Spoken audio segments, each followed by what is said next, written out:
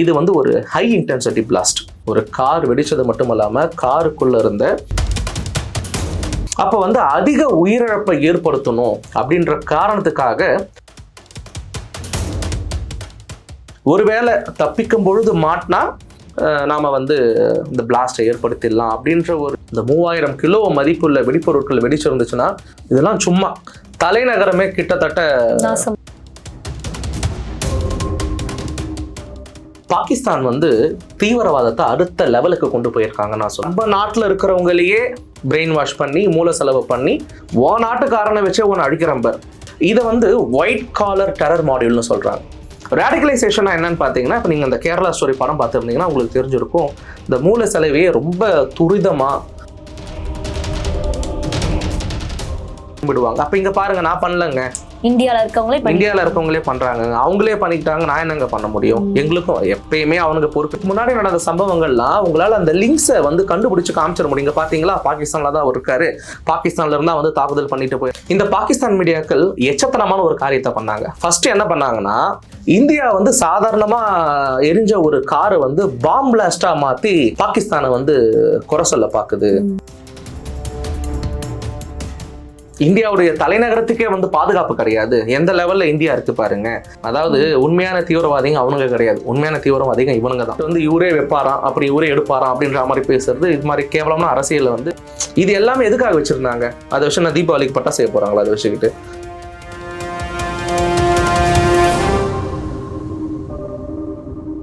Spectrum Tamil நேயர்களுக்கு வணக்கம். இந்தியாவில் நடந்த இந்த பயங்கரமான சம்பவம் எதனால நடந்துச்சு, என்னெல்லாம் கண்டுபிடிச்சிருக்காங்க, இதோட அடுத்த கட்ட நகர்வுகள் என்ன அப்படின்றத பத்தி பேசலாம்.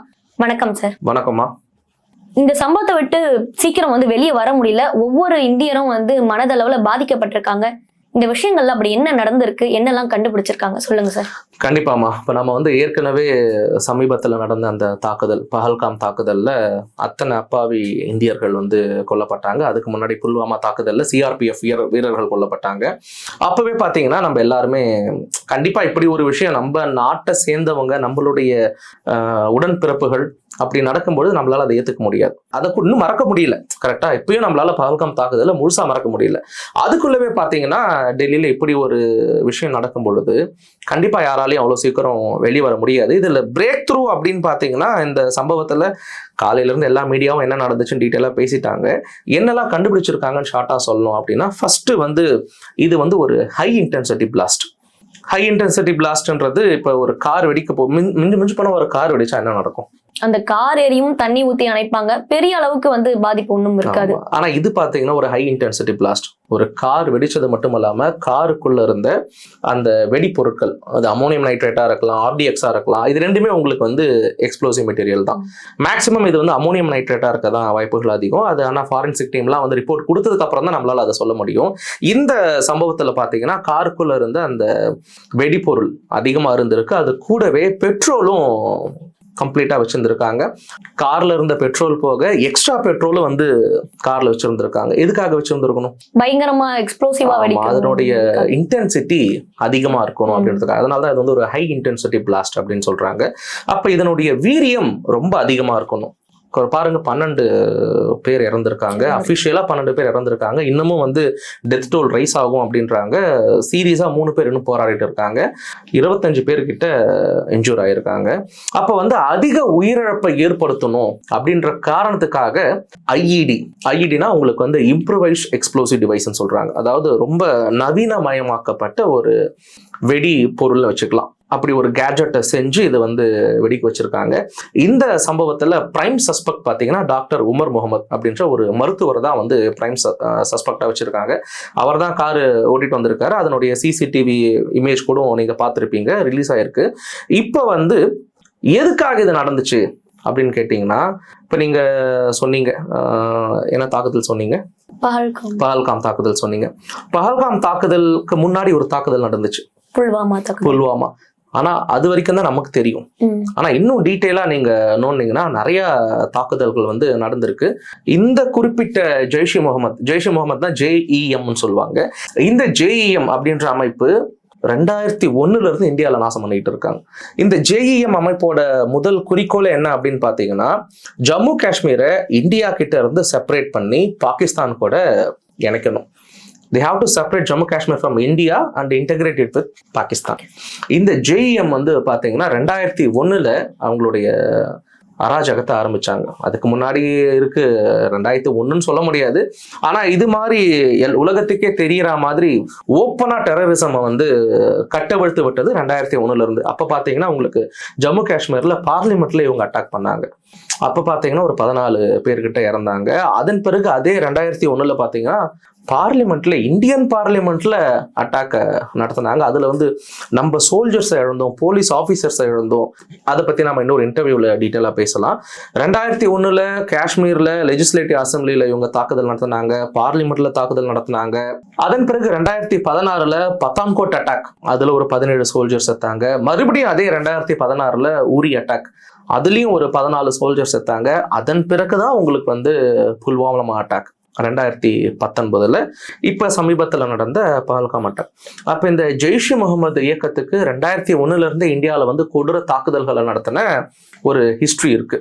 இப்ப இந்த வழக்குல பிரைம் சஸ்பெக்ட் பாத்தீங்கன்னா நீங்க வந்து டாக்டர் உமர் முகமது அப்படின்றவர் தான் பிரைம் சஸ்பெக்டா இருக்காரு. அவரு கார் ஓட்டிட்டு வந்த அந்த CCTV இமேஜ்லாம் வந்து உங்களுக்கு மீடியால ரிலீஸ் ஆயிருக்கு. இவங்கள வந்து பாத்தீங்கன்னா இவருக்கு கூட ஒரு கூட்டாளிகள் செட் ஆஃப் சஸ்பெக்ட்ஸ் இருந்திருக்காங்க. இவங்க எல்லாருமே பாத்தீங்கன்னா கடந்த 2 மாதங்கள்ல காவலர்களால அரெஸ்ட் பண்ணப்பட்டுட்டாங்க. இதுல முதல்ல அரெஸ்ட் பண்ணப்பட்டது பாத்தீங்கன்னா டாக்டர் அஹில் அஹமத். இந்த அஹில் அஹமத் கிட்ட பாத்தீங்கன்னா 350 கிலோ வெடிப்பொருட்கள் வந்து இருந்திருக்கு. அது மட்டும் இல்லாம அது கூடவே AK-47 துப்பாக்கிகளும் வெடிப்பொருட்களும், இந்த பாம் செய்யறதுக்கு தேவைப்படுற கேட்ஜெட்ஸ், இது எல்லாத்தையும் போலீஸ் வந்து கண்டுபிடிச்சிருக்காங்க. இவரை அரெஸ்ட் பண்ணதுக்கு அப்புறம் பாத்தீங்கன்னா இவர் மூலமா இன்னொரு மெடிக்கல் ஸ்டூடெண்ட் அரெஸ்ட் பண்றாங்க. அந்த மெடிக்கல் ஸ்டூடெண்ட் பேர் வந்து முசமில் அஹமத். இந்த முசமில் அஹமத் கிட்ட தான் பாத்தீங்கன்னா கிட்டத்தட்ட 2500 கிலோ வெடிப்பொருட்கள், அமோனியம் நைட்ரேட் இருந்திருக்கு, AK-74 ரக துப்பாக்கிகள் இருந்திருக்கு, அப்புறம் வந்து கேட்ஜெட்ஸ் இருந்திருக்கு. அதுக்கப்புறம் பாத்தீங்கன்னா இவங்க கூடயே டாக்டர் ஷஹீன் சாஹில் என்ற ஒரு பெண் மருத்துவரையும் அரெஸ்ட் பண்றாங்க. அவங்க கிட்டயும் அந்த டெரரிசம் சப்போர்ட் பண்ற AK-74 ரக துப்பாக்கிகள் அண்ட் தென் வந்து கேட்ஜெட்ஸ், இந்த வெடிப்பொருட்கள் தயாரிக்கிற கேட்ஜெட்ஸ், இதெல்லாம் வந்து அவங்க கிட்ட இருந்தும் மீட்டு இருக்காங்க. அப்ப இப்படி பார்க்கும்பொழுது ஒவ்வொருத்தரா போலீஸ் வந்து எல்லாரையும் வந்து அரெஸ்ட் பண்ண ஆரம்பிச்சுட்டாங்க. இப்ப கடைசியில் இதுல வந்து மிஞ்சி இருந்தது பாத்தீங்கன்னா இந்த சம்பவத்தை நிகழ்த்தின டாக்டர் உமர் முகமது மட்டும்தான். இதுல இன்னொரு தியரி என்ன சொல்றாங்க அப்படின்னு பாத்தீங்கன்னா, கூட இருந்த எல்லா கூட்டாளிகளும் கண்டினியூஸா என்ன பண்ணிட்டாங்கன்னா, காவல்துறையினரும் இந்தியன் இன்டெலிஜென்ஸ் ஏஜென்சிஸ் நிறைய பேர் இருக்காங்க, அவங்களை வந்து அரெஸ்ட் பண்ணிட்டாங்க. இப்ப இதுல கடைசியா மிஞ்சினது டாக்டர் உமர் முகமது மட்டும்தான். நம்மளும் அரெஸ்ட் பண்ணப்பட்டுட்டோம்னா இயக்கத்துக்கு அர்த்தம் இல்லாம போயிடுன்னு சொல்லிட்டு தான் இவர் வந்து கடைசி மூவா ஒண்ணு மாட்டணும் இல்ல தப்பிக்கணும். ஒருவேளை தப்பிக்கும் பொழுது மாட்டினா நாம வந்து இந்த பிளாஸ்டை ஏற்படுத்திடலாம் அப்படின்ற ஒரு கோணத்திலையும் வந்து விசாரிச்சுட்டு இருக்காங்க. ஏன்னா இவர் கூட இருந்த எல்லா சஸ்பெக்டுமே இப்ப நான் சொன்ன அந்த 4 மருத்துவர்களும் அரெஸ்ட் பண்ணப்பட்டுட்டாங்க. கடைசியா விடப்பட்டது இவர் மட்டும்தான். ஸோ இந்த ஒரு தியரியும் போயிட்டு இருக்கு.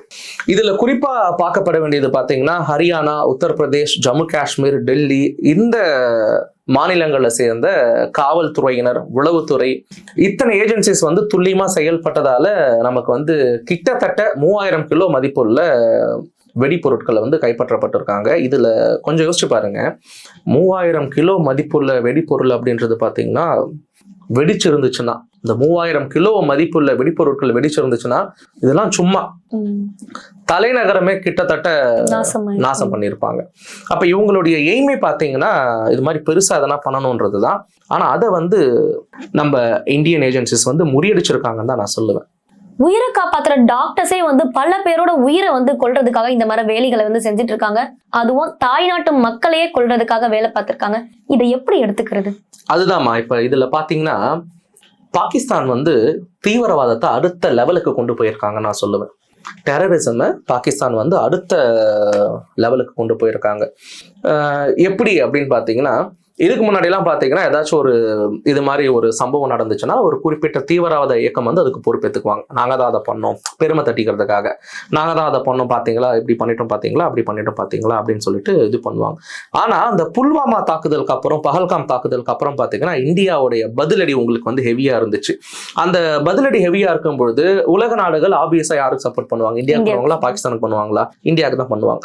அதனால இப்ப பாகிஸ்தான் என்ன பண்ண ஆரம்பிச்சிட்டாங்க அப்படின்னு பாத்தீங்கன்னா இன்டைரக்ட் டெரரிசம். நேரடியான தாக்குதல்கள் கிடையாது. எப்படி நம்ம நாட்டுல இருக்கிறவங்களையே பிரெயின் வாஷ் பண்ணி மூல செலவு பண்ணி நம்ம நாட்டை இந்தியர்களை வச்சே இவங்க வந்து இந்தியாவை காலி பண்ண நினைக்கிறது. இது வந்து ஒரு பயங்கரவாத ஊடுருவல் தாக்குதல்லாம் கிடையாது. அங்கிருந்து வந்து இங்க பாம்பு போட்டு போனாங்க, அங்கிருந்து வந்து இங்க வந்து சுட்டுட்டு போனாங்கலாம் கிடையாது. நாட்டுக்காரனை வச்சே ஒன்று அழிக்கிறம்பர் அந்த ஒரு விஷயத்த பாகிஸ்தான் வந்து கையில் எடுத்திருக்காங்க. இதுக்கு வந்து இன்டர்நேஷனல் டெரரிஸ்ட் ஏஜென்சிஸா இருக்க அல்கொய்தால இருந்து எல்லாருமே வந்து துணை நிற்பாங்க. இப்போ இதுல முக்கியமா பார்க்க வேண்டியது என்ன அப்படின்னு பாத்தீங்கன்னா, இந்த டாக்டர்ஸ் எல்லாருமே ஹை ப்ரொஃபைல் இருக்கவங்க, கரெக்டுங்களா? எல்லாருமே மருத்துவர்கள். இதை வந்து ஒயிட் காலர் டெரர் மாடியூல்னு சொல்றாங்க. அதாவது மேல் தட்டுல நல்லா படிக்கக்கூடிய நல்ல நிலைமையில இருக்கக்கூடிய நபர்களை வச்சே என்ன பண்றாங்க, தீவிரவாதம் பண்றாங்க. இதை வந்து ரேடிக்கலைசேஷன் சொல்றாங்க. இந்த மூல செலவு செய்யறது ரேடிக்கலைசேஷன் அப்படின்னு சொல்றாங்க. ரேடிக்கலைசேஷன் என்னன்னு பாத்தீங்கன்னா, இப்ப நீங்க இந்த கேரளா ஸ்டோரி படம் பார்த்துருந்தீங்கன்னா உங்களுக்கு தெரிஞ்சிருக்கும். இந்த மூல செலவையே ரொம்ப துரிதமா ரொம்ப நாளா அவங்களுக்கு நடக்கிற விஷயங்கள்ல இருந்து கொஞ்சம் கொஞ்சமா அவங்கள வந்து பிரெயின் வாஷ் பண்ணி அவங்கள சுத்தி நடக்கிற எதுவுமே சேஃப் கிடையாது, இதுதான் கரெக்ட் அப்படின்ற மாதிரி அவங்களுடைய ஃபுல் எஜெண்டாவே இவங்க என்ன பண்ணுவாங்கன்னா இவங்களுக்கு ஏற்ற மாதிரி மாத்திருவாங்க. இப்ப அந்த மூல செலவுலாம் இதுக்கு முன்னாடி யாரு பண்ணிட்டு இருப்பாங்க? சமுதாயத்துல வந்து நிறைய சம்பாதிக்காதவங்க, பணத்துக்கு கஷ்டப்படுறவங்க, இவங்களால தான் என்ன பண்ணிட்டு இருப்பாங்க, மூல செலவு பண்ணிட்டு இருப்பாங்க. ஆனா இப்ப இவங்க எந்த அளவு இவங்க இம்ப்ரூவைஸ் ஆயிருந்தாங்கன்னா, ஹை ப்ரொஃபைல் இருக்கக்கூடிய டாக்டர்ஸே வந்து ரேடிகலைஸ் பண்ண ஆரம்பிச்சிட்டாங்க. இந்த ரேடிகலைசேஷன் தான் பாகிஸ்தான் கையில் எடுத்துக்கக்கூடிய மிகப்பெரிய ஆயுதம், தீவிரவாத ஆயுதம்னு சொல்லலாம். ஏன்னா இப்ப வந்து பாகிஸ்தான்ல இருந்து ஒரு விஷயம் பண்ணி மாட்டிக்கிட்டாங்கன்னா உலக நாடுகள்லாம் யாருக்கு எதிராக திரும்பிடுவாங்க? பாகிஸ்தானுக்கு எதிராக திரும்பிடுவாங்க. அப்ப இங்க பாருங்க, நான் பண்ணலங்க, இந்தியால இருக்கவங்களே பண்றாங்க, அவங்களே பண்ணிக்கிட்டாங்க, நான் என்னங்க பண்ண முடியும்? எங்களுக்கும் எப்பயுமே அவனுக்கு பொறுப்பேற்றுக்க மாட்டாங்க. பால்காம் கூட என்ன சொன்னாங்க, எங்களுக்கும் அதுக்கும் சம்பந்தமே இல்லை அப்படின்னு சொன்னாங்க. இப்ப வந்து டைரக்டாவே, ஆனா நாம வந்து இந்த லிங்க்ஸ், இதுதான் முக்கியங்க. இப்ப இதுக்கு முன்னாடி நடந்த சம்பவங்கள்லாம் உங்களால அந்த லிங்க்ஸை வந்து கண்டுபிடிச்சு காமிச்சிட முடியுங்க. பாத்தீங்களா, பாகிஸ்தான்ல தான் இருக்காரு, பாகிஸ்தான்ல இருந்தா வந்து தாக்குதல் பண்ணிட்டு போயிருக்காங்கன்னு உங்களால அந்த தொடர்பை வெட்ட வெளிச்சம் ஆதாரப்பூர்வமா நிரூபிக்க முடியும். ஆனா இப்ப நடந்திருக்கக்கூடிய இது மாதிரியான ஒயிட் காலர் சம்பவத்தெல்லாம் பாத்தீங்கன்னா, இந்த ஒயிட் காலர் டெரர் மாடியூல் எல்லாம் பாத்தீங்கன்னா உங்களால அந்த லிங்கை கண்டுபிடிக்க முடியாது. அப்ப இந்த லிங்கை கண்டுபிடிக்க முடியாதப்ப அவன் பொறுப்பேற்றுக்க மாட்டான். அப்படியே குளிர் காஞ்சிட்டு அவனுடைய அந்த லக்ஸரி என்ஜாய் பண்ணிட்டு போயிட்டே இருப்பான். இந்த பாகிஸ்தான் மீடியாக்கள் எச்சத்தனமான ஒரு காரியத்தை பண்ணாங்க. ஃபர்ஸ்ட் என்ன பண்ணாங்கன்னா, இப்படி ஒரு வெடி விபத்து நடந்த உடனே ஃபர்ஸ்ட் அவங்க போட்டது அவங்களுடைய மீடியால, இந்தியா வந்து சாதாரணமா எரிஞ்ச ஒரு காரை வந்து பாம் பிளாஸ்டா மாத்தி பாகிஸ்தானை வந்து குறை சொல்ல பாக்குது. India turns a simple car fire accident into a bomb blast to frame Pakistan அப்படின்னு அவங்க வந்து என்ன பண்ண ஆரம்பிச்சாங்கன்னா நியூஸ் பப்ளிஷ் பண்ண ஆரம்பிச்சாங்க. நீங்க பஹல்காம்லயே பார்த்துருக்கலாம், பாகிஸ்தான் வந்து இந்தியாவை பதிலடி கொடுத்துடுச்சு, இந்தியாவுடைய இத்தனை போர் விமானங்கள் வீழ்த்தப்பட்டுச்சு, இது மாதிரியான பொய் ரிப்போர்ட் கொடுக்கறது தான் பாகிஸ்தான் மீடியாவுக்கு வேலை. ஆனா இதுல ஒரு படி மேல போயிட்டு இந்தியாவே பிளேம் பண்ணாங்க. சரி, கொஞ்சம் கொஞ்சமா விஷயங்கள் வெளியே வரும்பொழுது, ஓ ரைட், இதை வந்து நம்ம கார் தீ விபத்தா ப்ரூவ் பண்ண முடியாது, இது வந்து டெரரிஸ்ட் அட்டாக்னு வெளியே வந்த உடனே அடுத்த ஸ்டாண்ட் எடுக்கிறாங்க. என்ன எடுக்கிறாங்கன்னா, இந்தியாவில இருக்கக்கூடியவங்க இந்தியாவை அடிக்கிறாங்க. அப்ப இந்தியா எப்படிப்பட்ட நாடா இருக்கு பாருங்க. இவங்களுடைய எய்மே இதுதான். உலக நாடுகளுக்கு India is not a safe place to live. இந்தியாவில் வந்து நீங்க வந்து ஒரு நார்மலான வாழ்க்கையை வாழ முடியாது, இந்தியாவுடைய தலைநகரத்துக்கே வந்து பாதுகாப்பு கிடையாது, எந்த லெவல்ல இந்தியா இருக்கு பாருங்க அப்படின்றத உலக நாடுகளுக்கு இந்தியாவுடைய ஸ்டேட்டஸை இறக்கி காட்டணுன்றதுக்காக இவங்க பண்ற ஒரு விஷயம் தான் இது. இதுல பாத்தீங்கன்னா உங்களுக்கு வந்து ஜம்மு காஷ்மீர் அமைப்பை சேர்ந்தவங்க இந்தியாவில போய் தாக்குதல் பண்றாங்க. இது மாதிரி பாகிஸ்தான் மீடியா என்ன பண்ண ஆரம்பிச்சிட்டாங்கன்னா இந்தியாவே வந்து பிளேம் பண்ண ஆரம்பிச்சிட்டாங்க. அப்ப பாகிஸ்தான் இதுக்கு பொறுப்பேற்றுக்க மாட்டாங்க. அவங்க வந்து இன்டைரக்டா என்ன பண்ணுவாங்கன்னா இது மாதிரி ஊசி பேத்தி விட்டு இவங்க வந்து குளிர் காஞ்சிட்டு போயிடுவாங்க. ஸோ அப்ப ஆரம்பத்திலிருந்தே பாகிஸ்தானுக்கு வந்து இந்தியாவுடைய அமைதியை கெடுக்கிறதுக்காகவும் இந்தியாவில் இது மாதிரி தீவிரவாதத்தை வளர்க்கறதுக்காகவும் பல விஷயங்களை பண்ணிட்டு இருந்தாங்க, டைரக்டா பண்ணிட்டு இருந்தாங்க. இனிமே இது மாதிரி ஹைபிரிட் டெரரிசம், அதாவது நம்ம நாட்டுக்காரங்களே ரேடிகலைஸ் பண்ணி நம்ம நாட்டையே வந்து அடிக்கிறது, இது மாதிரியான ஒரு விஷயத்தை தான் இன்னைக்கு வந்து பாகிஸ்தான் வந்து கையில் எடுத்திருக்காங்க. ஆனா அவங்க எவ்வளவு ஆயுதத்தை கையில் எடுத்தாலும் அதுக்கு சரியான பதிலடி கொடுக்கப்படும்னு மோடியில இருந்து அமித்ஷால இருந்து பேட்டி கொடுத்திருக்காங்க. இந்த சம்பவத்துக்கு காரணமான ஒவ்வொருத்தவங்களும் தண்டிக்கப்படுவாங்க, ஜஸ்டிஸ் அவங்களுக்கு வந்து இறந்தவங்களுக்கான ஜஸ்டிஸ் கிடைக்கும்ன்றதை நம்மளுடைய பிரதமர் வந்து உறுதி பண்ணியிருக்கார். சார், இந்த அட்டாக் வந்து டெரரிசம் அப்படின்னு சொல்லிட்டு நம்ம பாக்குறோம். ஆனா பீகார் தேர்தல் நடக்கிறனால இந்த அரசியல்வாதிகள்லாம் சேர்ந்து வந்து செஞ்ச ஒரு வேலைன்னு சொல்லி நிறைய புரளிகள் வந்து Facebook மாதிரி வலைத்தளங்கள்ல வந்து பரவிட்டு வருது. இத பத்தி என்ன நினைக்கிறீங்க? இது ஒரு டெரர் அட்டாக் தாங்க. அதாவது உண்மையான தீவிரவாதிங்க அவனுங்க கிடையாது, உண்மையான தீவிரவாதிங்க இவனுங்க தான். ஒரு விஷயம் நடந்திருக்கு, இத்தனை பேர் இழந்திருக்கும். இப்ப நீங்களே சொன்னீங்க ஆரம்பத்துல, இதை கடந்து வர முடியல அப்படின்னு சொன்னீங்க. எல்லாரும் பாதிக்கப்பட்டிருக்காங்க. உலக நாடுகள் யாருமே வந்து தீவிரவாதத்தை ஓப்பனா சப்போர்ட் பண்றவங்க கிடையாது, எல்லாருமே தீவிரவாதத்துக்கு எதிர்ப்பானவங்க தான். இப்போ உலக நாடுகளே வந்து பொங்கி எழுற இந்த நேரத்துல இங்கேயும் வந்து அரசியல் பண்ணிக்கிட்டு இருக்கானுங்க ஒரு சில, உங்களை எப்படி சொல்றதுன்னு எனக்கு தெரியல. இங்க வந்து குஜராத்ல தேர்தல் நெருங்கிட்டு இருக்கு, பீகார்ல தேர்தல் நெருங்கிட்டு இருக்கு. அப்போ வந்து இவங்க வந்து இந்த நாகராஜ சோழன் எம்ஏ, அதுக்கப்புறம் ஒரு சில படங்கள்லாம் பார்த்து ரொம்ப கெட்டு போயிட்டாங்கன்னு நினைக்கிறேன். அந்த மாதிரி படங்கள்ல அரசியல்வாதிங்க என்ன பண்ணுவாங்க, அவங்க சைடு எதனா நடக்கணும்னா ஜாதி கலவரத்தை தூண்டுறது, தீவிரவாதத்தை வளர்க்கறது, இதெல்லாம் அந்த காலத்துல இருந்துச்சு. இப்ப வந்து பாருங்க, கார்கில் போர்ல ஆரம்பிச்சு இந்தியா வந்து நல்ல திருப்படிக்க ஆரம்பிச்சிட்டோம். உலக நாடுகளுடைய சப்போர்ட் வந்து நம்மளுக்கு கிடைக்குது. காங்கிரஸ்ல இந்திரா காந்தி இருந்த வரைக்கும் சரி, பிஜேபி வாஜ்பாய் இருந்தப்பையும் சரி, எல்லாருமே பாத்தீங்கன்னா தாய்நாட்டுக்காக நிக்க ஆரம்பிச்சிட்டாங்க. அத்தனை சிஆர்பிஎஃப் வீரர்கள் உயிர் தியாகம் பண்ணியிருக்காங்க. இப்ப இங்க இப்ப ஒரு கட்டத்துல, இப்ப நான் சொன்னேன் இல்லையா, 2001 பார்லிமெண்ட் அட்டாக்கு, காஷ்மீர் லெஜிஸ்லேட்டிவ் அசம்பிளில நடந்த அட்டாக்கு, இதெல்லாம் பாத்தீங்கன்னா கொல்லப்பட்டது வீரர்கள், சோல்ஜர்ஸ், இல்ல போலீஸ் பர்சனல், இது மாதிரியான ஆட்கள் கொல்லப்பட்டாங்க. ஆனா இப்ப என்ன பண்ண ஆரம்பிச்சிட்டாங்க, பஹல்காம்ல இருந்து நேரடியா பொதுமக்கள் மேல தாக்குதல் நடத்த ஆரம்பிச்சிட்டாங்க. அப்ப இந்திய படை மேல இருந்த தாக்குதல் மாதிரி இந்திய குடிமக்கள் மேல தாக்குதல் வந்து ஆரம்பிச்சிடுச்சு. இந்த கட்டத்துக்கு போறப்ப மக்களாகிய நாம தான் என்ன பண்ணணும், ஒன்னா இருக்கணும், அரசாங்கத்துக்கு தேவைப்படுற சப்போர்ட்டை பண்ணணும்.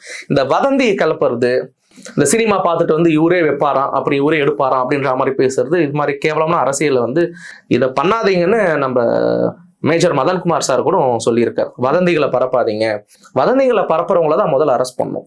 ஏன்னா ஒரு விஷயம் நடக்குது, இந்த விஷயத்துல வந்து உலக அமைப்புகள் பாராட்டிட்டு இருக்காங்க இந்தியாவை.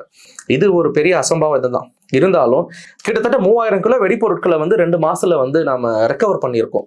இது எல்லாமே எதுக்காக வச்சிருந்தாங்க? அதை வச்சு நான் தீபாவளிக்கு பட்டா செய்ய போறாங்களா? அதை வச்சுக்கிட்டு அது எதுக்காக தயாரிக்கப்பட்ட வெடிப்பொருட்கள்? அதுல இருந்து பாம் தயாரிச்சு இந்தியாவை பிளாஸ்ட் பண்றது தான் அவங்களுடைய பிளானே.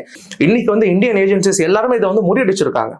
ஆன்டி டெரரிஸ்ட் குரூப் வந்து நல்லா செயல்பட்டு இருக்காங்க. இப்ப அவங்கள பாராட்டாம இந்த உயிர் தியாகம் பண்ண மக்களை வந்து கொச்சப்படுத்துற மாதிரி, இல்ல வந்து இந்த இன்வெஸ்டிகேஷனே கொச்சப்படுத்துற மாதிரி, இல்ல இந்திய நாட்டுடைய பெருமையை சீர்குலைக்கிற மாதிரி அரசியல் வருது, பாம் பிளாஸ்ட் நடக்குது, அப்ப இது அதுவா இருக்குமோ, அது இதுவோ, இது அதுவோ அப்படின்றதெல்லாம் பேசுறது தான் உண்மையான டெரரிஸ்ட் அட்டாக்கா பார்க்க. இது வந்து நாட்டுடைய இறையாண்மையே இது வந்து பாதிச்சிடும்.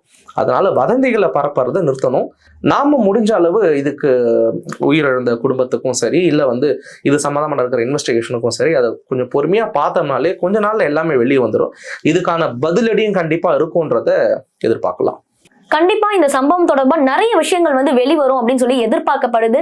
ஒரு விஷயமா வர அதை பத்தி நம்ம கண்டிப்பா வந்து பேசுவோம். நன்றி சார். நன்றிமா. நேயர்களே, தொடர்ந்து இணைந்திருங்கள். நன்றி.